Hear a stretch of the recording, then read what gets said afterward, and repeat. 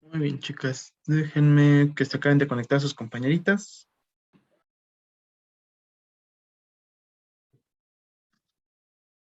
Mm,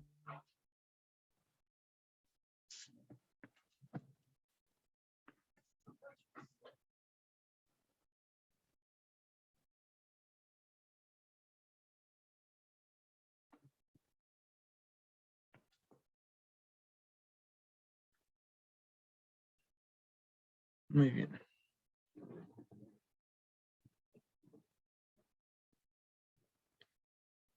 ¿Ya están listas y preparadas para el examen de la próxima semana? Una dosis.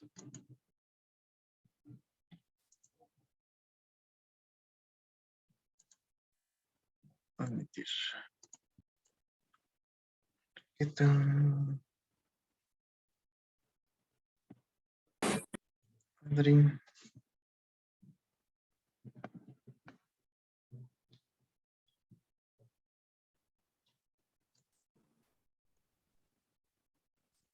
Déjenme compartir la pantalla.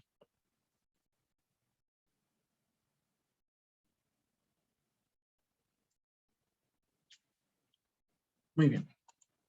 Le tocaba exponer a su compañera Vale, pero me acaba de mandar mensaje que no tiene luz. Entonces continuaré yo exponiendo la presentación de intoxicaciones. Entonces, creo que ya habíamos visto los productos, intoxicación por productos domésticos, ¿ya los vimos? No me acuerdo. Sí, ¿verdad? Sí, ya hemos Ok. visto. Hidrocarburos también, ya lo vimos. Hipoclorito, también lo que estábamos viendo. Pesticidas. Muy bien. Vamos con la intoxicación por pesticidas. ¿Qué es un pesticida, chicas? Son productos que se Pues ocupan. está denominado por el... Primero Linet y después Viviana. Muy bien. Que son los que se ocupan principalmente en agrícolas. Ok, productos que se utilizan para medio agrícola. Muy bien. Usted, Viviana.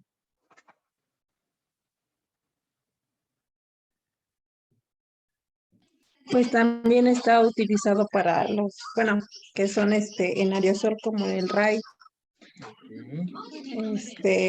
o sea, ese tipo de productos para los bichos, ¿no? Que son pequeños. Ok, se utilizan precisamente para los bichos. Muy bien. Entonces, los Ah, pesticidas que son. Ay, ¿quién me dijo por ahí, Lupita?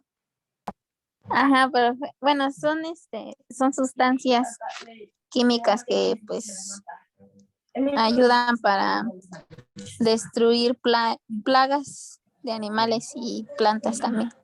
Muy bien, efectivamente, Lupita, nos sirven para destruir, eliminar las plagas, como nos dijo Viviana, tomando la parte de Viviana, pues son todos los bichitos que vemos en las plantas o en nuestras hortalizas, que las utilizamos precisamente, ¿sale? Los encontramos pues tanto en aerosol también como en líquido, lo que vamos a estar aplicando precisamente, y pues digo, creo que por lo menos todos hemos visto cuando ponen los plaguicidas precisamente en las regiones donde tenemos el campo.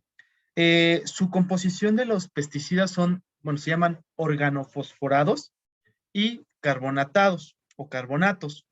Inhiben pues la síntesis de la colinesterasa dentro del bicho para poderlo eliminar. ¿Sale? Eso es lo que realiza precisamente las intoxicación, bueno, perdón, el uso de los pesticidas. De hecho, la intoxicación como tal en el área de la salud se llama intoxicación por organofosforados.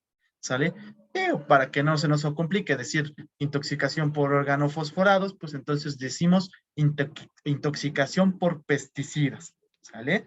Suponen aproximadamente entre un 3.5 a un 4% de todas las intoxicaciones, sobre todo en el área pediátrica. Me basé más en el área pediátrica porque es donde mayor tenemos esta intoxicación. Sin embargo, pues si nosotros vivimos en el campo y utilizamos plaguicidas y pues andamos por allí, no lavamos bien las hortalizas, mi elote, mi lechuga que se desinfectó y me la como así, pues entonces nos vamos a llevar los pesticidas a nuestra boca, a nuestro cuerpo y se van a absorber por medio del intestino delgado hacia la sangre. Y es donde vamos a tener precisamente mayor aumento de esta intoxicación. Aquí en México, los estados que me han reportado mayormente intoxicaciones por organofosforados, pues es el estado de Jalisco, Nayarit, Baja California, Sinaloa, y bueno, nada más. Aproximadamente, pues, la intoxicación va a ser mayormente en adolescentes más que en niños, de 14 a 25 o 24 años, y en menor cantidad de 1 a 4 años, a menos que el niño se encuentre por ahí jugando cuando están haciendo la desinfección o la colocación del pesticida, pues vamos a tener el aumento aquí en los niños. Pero si no, pues en los adultos o en los adolescentes, porque pues son los que nos van a estar aplicando este tipo de pesticidas en nuestra región. Digo, aquí en Hidalgo también se ha observado, porque pues ahí se dedican mucho al campo y pues de ahí tenemos esos tipos de intoxicaciones. Estos pues no se guardan como lo han visto en frascos como lo veíamos con el hipoclorito de sodio en un frasco, en un envase de Coca-Cola, no se guarda, tienen sus propios paquecitos diferentes donde se guardan esos pesticidas, entonces por eso es menos frecuente en los niños que en los adolescentes.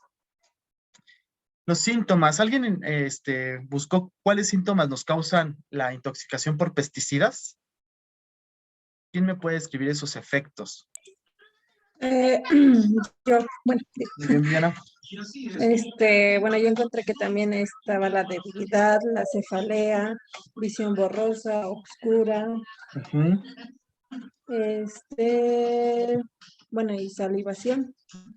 ¿Qué Y más? hay una que es moderada, es la Sí. súbita debilidad generalizada o la cefalea igual. Y la grave es temblores súbitos, convulsiones, trastornos psíquicos, cianosis intensa, edema pulmonar, muerte por fallo cardíaco o respiratorio.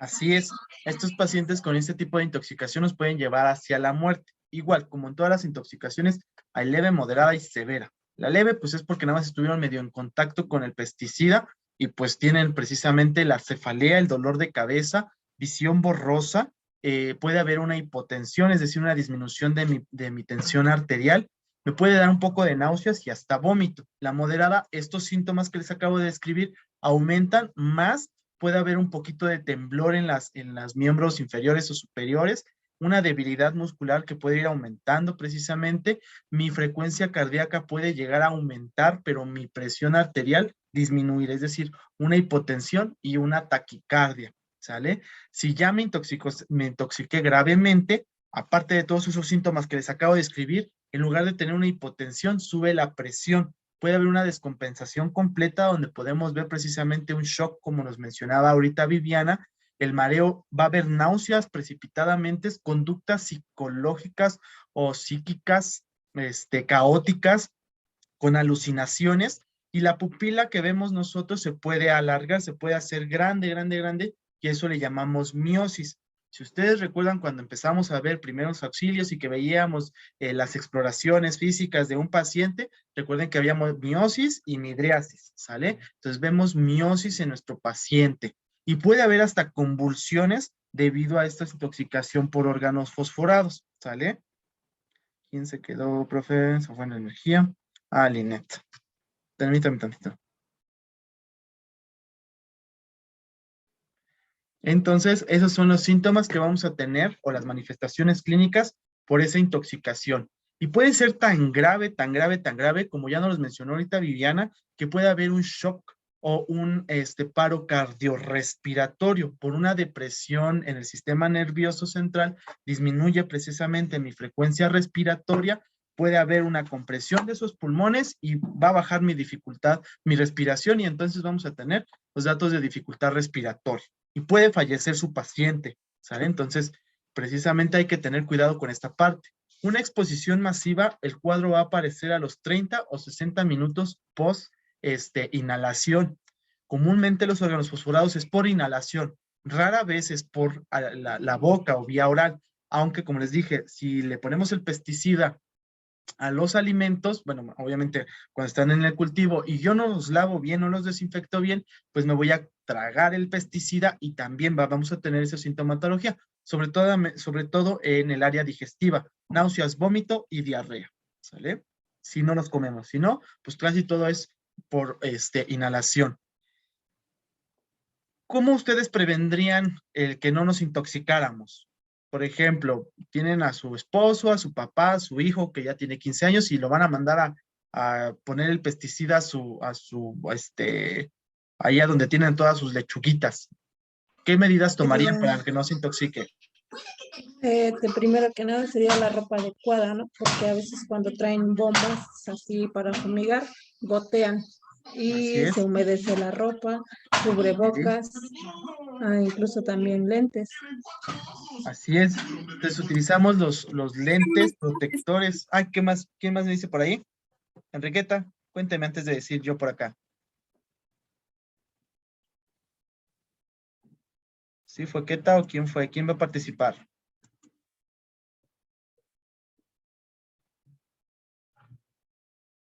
No, nadie participa. Muy bien. Entonces, sí, efectivamente utilizamos los lentes o los goggles. Utilizamos un equipo de protección importante que es de plástico. Nos tapamos tanto. No, lo que ya habían dicho. Ok, nos tapamos la cabeza, nos tapamos el oído porque también se puede absorber por piel. Si gotea el pesticida o como es en aerosol, si penetra, si se cae en mi piel, se puede absorber por lo mismo, ¿sale? Y utilizamos el cubrebocas, que es la mascarilla, no es las mascarillas que utilizamos ahora con el KN95 y todo eso, sino es una mascarilla de concha rígida que me va a sellar por completa. Con eso así de plano respiramos poco, pero es importante porque sella toda mi cara, y si no, pues las que tenemos con bomba precisamente para poder yo estar respirando y filtrando el aire. Entonces, es lo que voy a utilizar precisamente para mí, no contaminarme yo, tanto para inhalarlo como para que se absorba por vía piel. Y las botas, pues las botas tienen que ser completas, que son las de plástico que sellan precisamente con mi overol de plástico para que no se penetre precisamente mi pesticida. Comúnmente algunos zapatos el pesticida sí llega a penetrar y entonces penetra por las plantas de los pies y se absorbe por vía sanguínea y tenemos las manifestaciones clínicas que acabamos de mencionar, ¿sale? Entonces, eso es lo que tenemos que hacer nosotros precisamente para no intoxicarlos. Y va parte de los primeros auxilios, antes de prevenir precisamente. Esto no lo vamos a tomar. El tratamiento, bueno, en su caso, cuando nosotros lo vemos ahí directamente, pues hay que llamar al área de urgencias, mantener que respire bien mi paciente, pues ponerlo completamente recto, a lo mejor le pongo una almohadilla un poquito para que lo pueda yo medio sentar para que continúe la respiración, checar la vía aérea es importante para ver que esté respirando bien mi paciente. Si está con una moderada o severa, que ya perdió el conocimiento, pues nada más estar viendo que siga respirando, que siga latiendo su corazón, porque si no se utiliza el RCP básico avanzado. Entonces es lo que tengo que hacer. Una vez que llegue ya al hospital, pues entonces le tengo que poner unas cánulas de oxígeno para que le entre la oxigenación precisamente. Utilizamos calcio, utilizamos la atropina, utilizamos el medicamento que se llama prilidoximina, que es precisamente para que yo le pueda quitar la desintoxicación. Pero como tal, para primeros auxilios es mantenerlo estable, viendo al paciente que tenga buena frecuencia respiratoria y buena frecuencia cardíaca. ¿Sale? Y mantenerlo despierto, porque se puede llegar a dormir. Bueno, si se queda dormido, pues no hay problema, pero mantener que tenga los signos vitales presentes. Muy bien, entonces vamos a iniciar con las intoxicaciones por medicamentos, ¿sale? Cualquier intoxicación por medicamento, pues va a ser, espérenme, déjenme admitir aquí a su compañera, Karina. ¿Cuál intoxicación por medicamento? Pues va a ser por una sobredosis que estamos teniendo, ¿sale? Habíamos dicho en farmacología hay una dosis ideal, una dosis máxima y una sobredosis. Una dosis ideal es lo ideal que yo le tengo que dar de tratamiento a mi paciente. Una dosis máxima es hasta ahí puedo tocar el medicamento para yo no intoxicar a mi paciente. Y una sobredosis es que paso la dosis máxima de mi medicamento y me paso de dosis y entonces tenemos manifestaciones clínicas por intoxicación de medicamentos. Todos los medicamentos tienen dosis máxima. Todos los medicamentos nos pueden crear intoxicaciones y todos los medicamentos nos pueden crear cuadros clínicos completamente diferentes dependiendo del medicamento que nosotros estemos valorando. ¿Sale? Muy bien. Entonces, No me acuerdo por acá. Vamos con los analgésicos narcóticos. ¿Qué, qué es un narcótico, chicas? ¿Sí son puras chicas? Sí, son puras chicas. Bueno, es aquello que es para el tratamiento y para la disminución del dolor intenso. Es como ¿Qué una droga, ¿no? es una droga? También es el que produce sueño y relajación. Así es. ¿Y para qué utilizamos los narcóticos? Ya diciéndome qué son. ¿Para qué utilizarían? ¿Cuál sería para qué le darían Para el el Pues, por dolor ejemplo, intenso. Ay, Lupita, Viviana y después Michelle. en personas que no pueden dormir también, que ¿Qué? son muy, o sea, que no pueden descansar bien y necesitan algún medicamento. Ok, muy bien. ¿Para qué otra cosa, Viviana? Aparte de lo que nos comentó Bueno, Lupita. ajá, son bloqueadores de la sensación del dolor. Y sí, bueno, muchos o regularmente las personas que sienten demasiado dolor o así, pues la utilizan. Así es. Entonces nos sirven como un analgésico potente, para disminuir precisamente el dolor que tiene mi paciente. Comúnmente son para pacientes que tienen dolores muy, muy, muy, muy, muy, muy fuertes. Se los damos. Por ejemplo, pacientes con cáncer, pacientes que tienen neuropatía diabética, se los otorgamos precisamente. También los llevamos a utilizar para las anestesias, ¿sale? Entonces también los utilizan para anestesias generales en el área de medicina. Entonces, son sacados de los opioides. El opioide es uno de los primeros analgésicos de la historia. Si ustedes recuerdan Farmacología 1, en historia de la farmacología, pues es uno de los primeros medicamentos utilizados para el dolor. Entonces, el primero que tenemos, pues, es la morfina, que fue uno sintético, metadona, que es el otro, medicamento narcótico que se utilizan. Todos los medicamentos son drogas, pero este es uno más considerado como una droga potencial que nos causa una mayor dependencia. Para poder retirar un opioide, un narcótico o un opioide, es muy difícil en un paciente porque pues crean una dependencia suficiente para nuestro organismo. Y tenemos Una pues, duda, profesor. ¿qué pasó, Michelle? Es muy necesario decirles a los pacientes que se les puede, o sea, pueden tener una, ¿cómo le explico? O sea, que se vayan a ser adictos a estos fármacos. Hay que decirles, Sí, avisarles. sí, hay que avisarles. Comúnmente cuando nosotros damos el opioide, les damos dosis mínimas, nunca damos dosis máximas porque si no, la tolerancia va disminuyéndose y entonces hay que aumentar las dosis para poder mantener el efecto deseado. Entonces siempre mantenemos dosis bajas para poderlo aumentando en todo caso. Y sí es importante decirle al paciente que es una droga o un medicamento que les puede causar en determinado momento una dependencia. De hecho, es muy difícil retirar este tipo de medicamentos. Entonces, sí hay que avisarles. Y por eso es necesario la receta médica, ¿no? Sí, esos medicamentos no se venden sin receta médica. Entonces, siempre se necesita receta médica para poderlos otorgar. No sé si tengan algún otro comentario sobre estos medicamentos. ¿No? ¿Ninguno? No, no Muy ninguno. bien. Perfecto. Bueno, yo creo que todos, bueno, a lo mejor no creo que todos, ¿verdad? Hemos visto la serie del Doctor House. ¿Sí la han visto? Ok, Yo el vi doctor. Grey's Anatomy, por eso ¿cómo se llama? Le pregunté porque hubo un caso donde a un chavo le recetaron estos analgésicos porque tuvo Abre la una puerta, córrele. cirugía, Ujú, una ok. cirugía ortopédica y le recetaron estos y se hizo dependiente a estos fármacos. Sí, efectivamente, las series de televisión médicas la ahondan mucho. Digo, yo nunca he visto Grey's Anatomy, pero el Doctor House es uno de ellos que causó una dependencia al medicamento. De hecho, aquí está escrito. Él fue dependiente a la codeína por el dolor de la pierna, por el traumatismo que tiene. Entonces fue adicto a la codeína, y la codeína es parte de los opioides, parte de las morfinas. Entonces, sí, efectivamente, entonces, pues sí hay que tener cuidado con esto. Otros medicamentos narcóticos, está el dextrometorfano, la loperamida, ¿sale? Y la nalbufina. ¿Alguien sabe qué es el dextrometorfán o dextrometorfano? No. No, nadie nunca lo ha tomado el dextrometorfano, jamás en su Yo he vida, ¿no? escuchado la morfina, ese sí lo he escuchado. Ok, la morfina se utiliza para las anestesias. ¿Cuál? ¿Qué tal? ¿La dextrometorfano?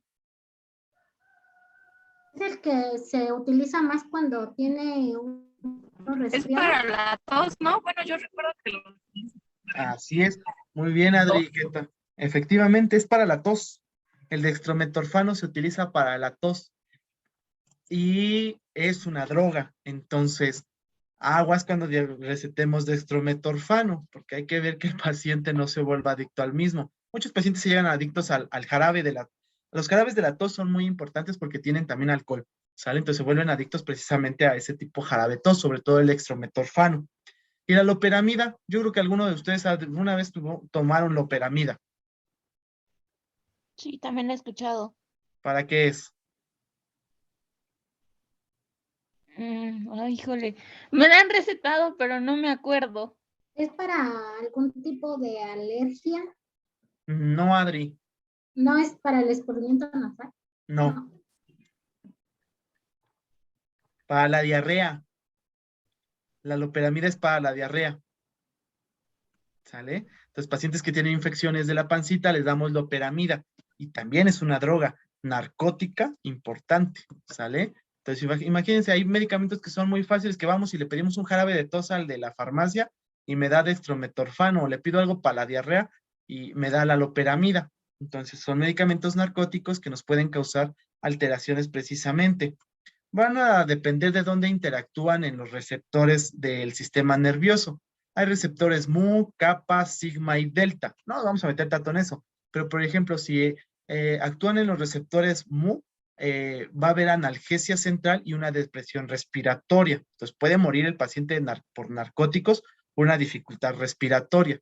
Si van a los receptores kappa, va a haber una analgesia espinal, una miosis y una sedación.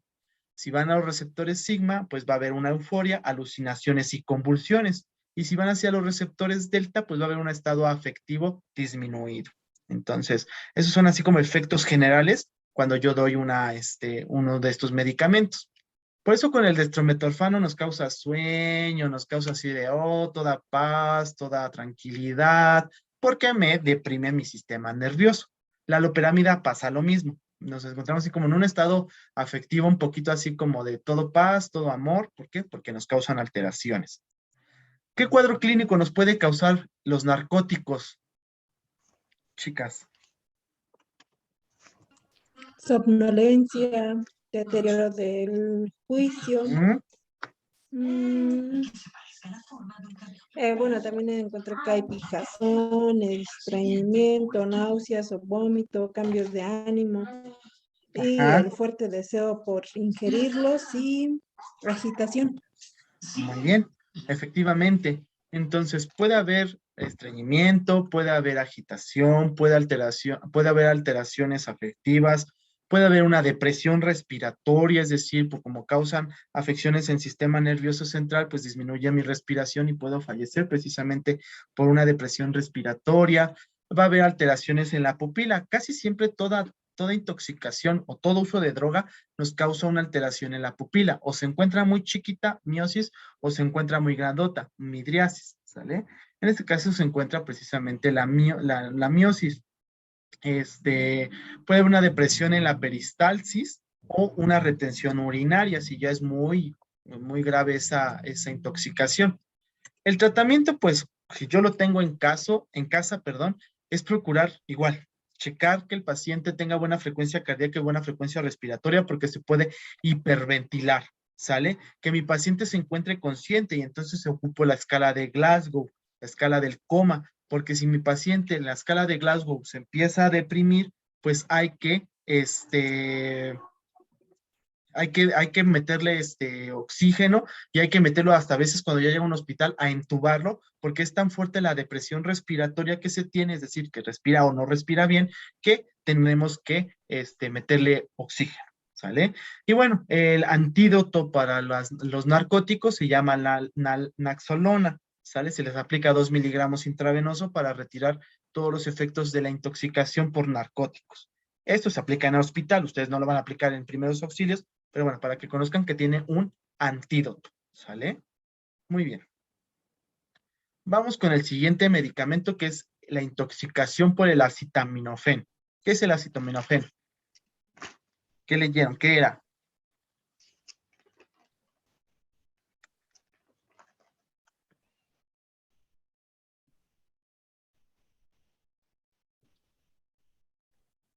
¿Qué es el acetaminofén?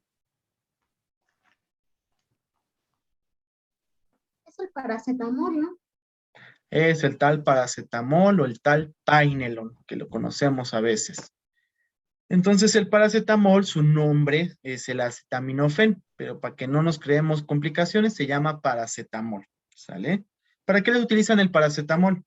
¿Cuáles sus indicaciones del paracetamol? Tiene varios usos, ¿no? Ujú, Para la ¿cuáles? fiebre, el dolor. Ajá, ¿para qué más? mm,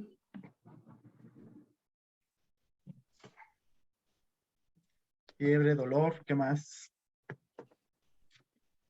Dolor de cabeza, dolor Dolor. de cuerpo. Ok, dolores menstruales. exactamente. Ok, vamos a llamarlos por su nombre propio y técnico. No es para el dolor, es analgésico. Nos sirve para analgésico, nos disminuye el dolor. Nos sirve para quitar la fiebre, pero no decimos para quitar la fiebre. Es un antipirético.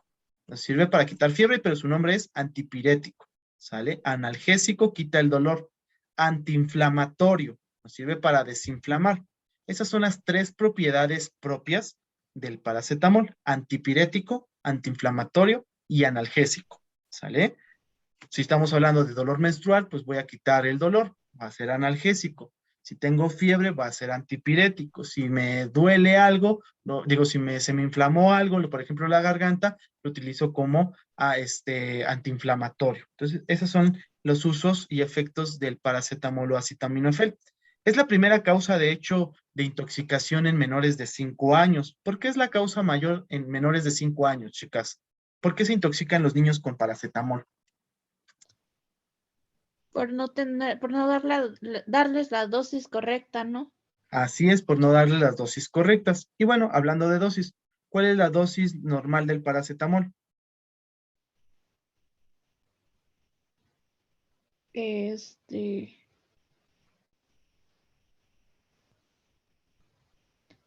De 60 miligramos por día, ¿no? Ay, Dios mío, ya me de intoxicó 15, el ¿no? chamaco. De 15 no, de 15 sí. Sí. Maestro, Ok. ¿pero qué no? ¿Ya hay un paracetamol para niños? ¿En gotas, creo? Ah, sí, pero no estoy hablando de la presentación, estoy hablando de dosis. Es ¿Cuál de es la dosis? 15 miligramos cada 6 horas. ¿De cuánto, Lupita? De 15 miligramos por cada 6 horas. Ok, la dosis correcta es de 10 a 15 miligramos por kilogramo por dosis o por día. Esa es la dosis correcta del paracetamol. Dosis. No hablé de presentación. Si yo hablo de presentaciones, entonces efectivamente hay en gotas, hay en suspensión y hay en tabletas. Pero yo pedí dosis. Entonces, de 10 a 15 miligramos por dosis al día. Puede aplicarse cada 4, cada 6, cada 12, cada 24 horas, dependiendo cómo esté el chamaco. ¿Sale? ¿Y cuál es la dosis máxima del paracetamol para yo saber cuándo se va a intoxicar el paciente? De 140. No. ¿Cuál es la dosis máxima?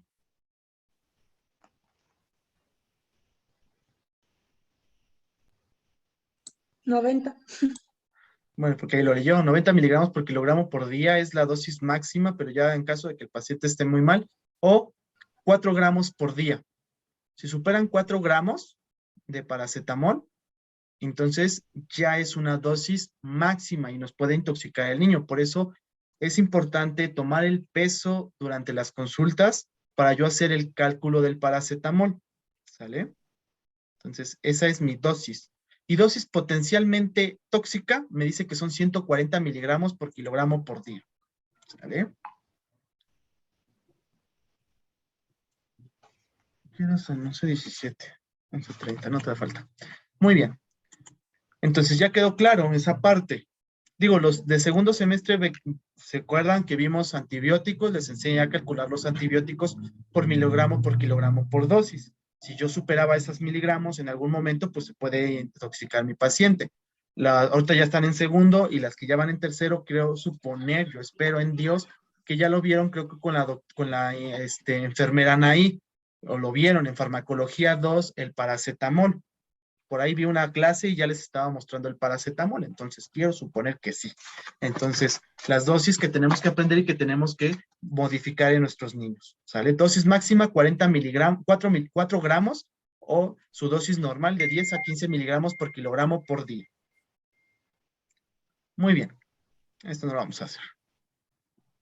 ¿Qué efectos va a tener la intoxicación por paracetamol? ¿Qué encontraron de cuadro clínico por paracetamol? Náuseas, Ajá, vómito, dolor abdominal.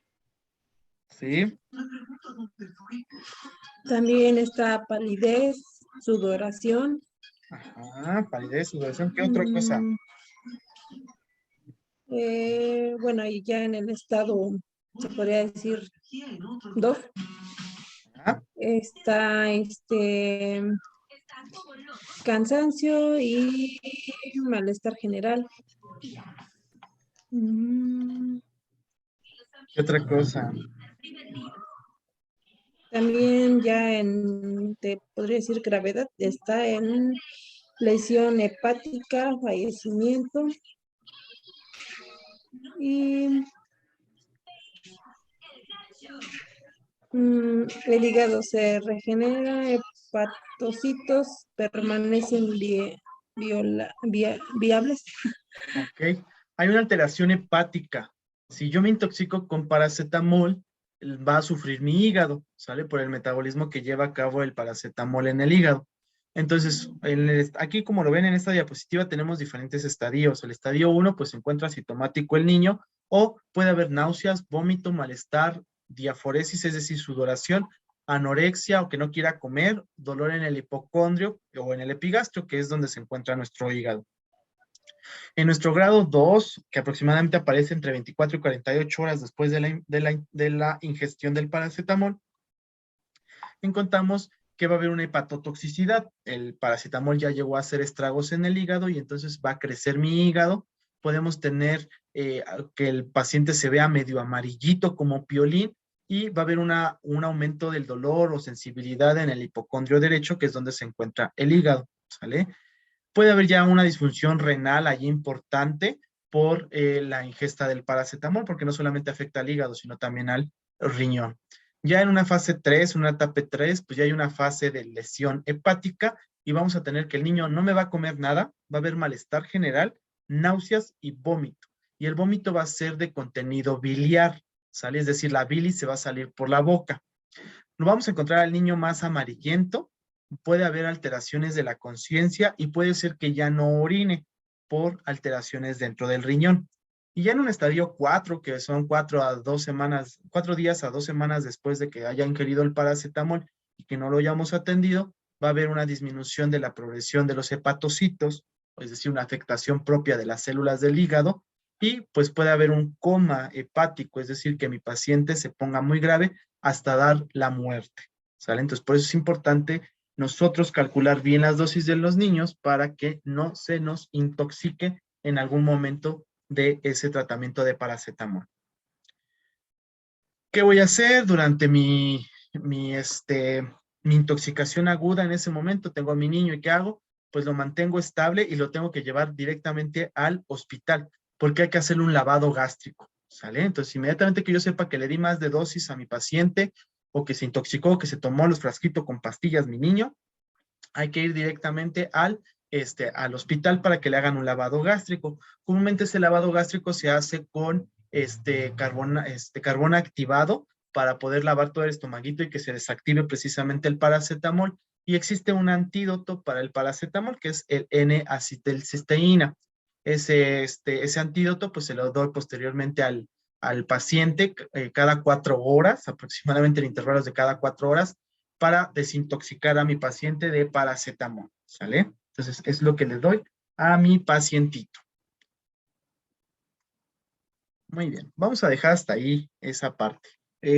Chicos, ya casi bueno, nos quedan 8 minutos para que terminemos la clase. Nos conectamos y nos desconectamos, chicos, para dar los últimos puntos. Ahorita los veo en un